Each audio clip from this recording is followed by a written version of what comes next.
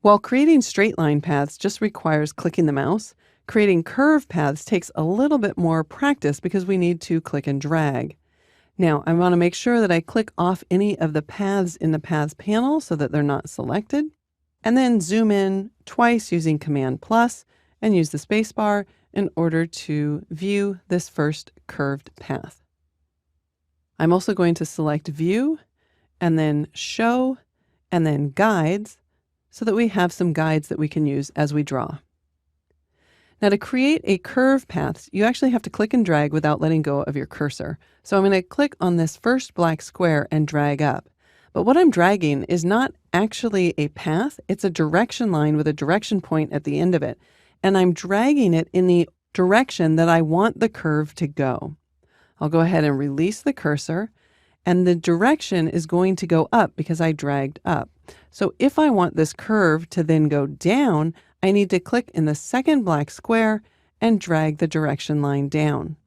If I want to constrain it to a vertical line, I can hold down the Shift key. Then I'll release my cursor, clicking again. This time I need it to come this way and then go up. So I will click and then holding down the Shift key, drag up in order to create that shape.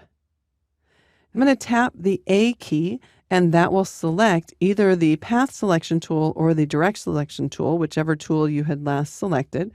If I choose the Path Selection tool and I click on the path, I can move the entire path. I'll use Command Z to undo that. If I select the Direct Selection tool, now I can click on an anchor point and I can move that anchor point. I can also click on a direction line and click to drag the direction line and reposition it.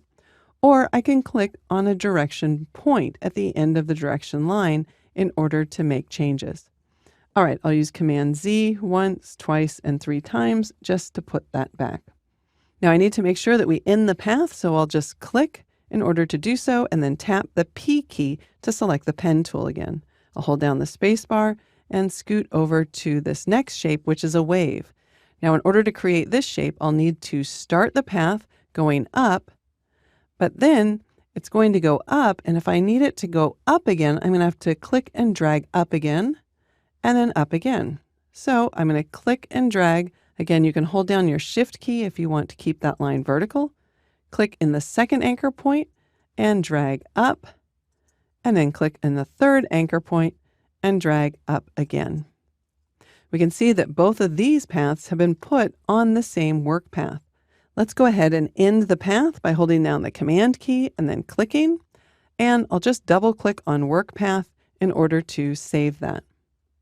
Now to create a close path, I'll hold down the space bar and scoot over to the last illustration here on this line. I'll click and drag up, holding down that Shift key, and then click and drag down just like we did in that first shape. And then to close the path, I just position the pen tool on top of the initial anchor point. The cursor changes to display a 0 or a closed path icon, and I'll click to close that path. Then I'll choose File, Save As. We can append this with O2, saving it as a Photoshop document into the same folder. And there you go. That's how to create simple curved paths in Photoshop.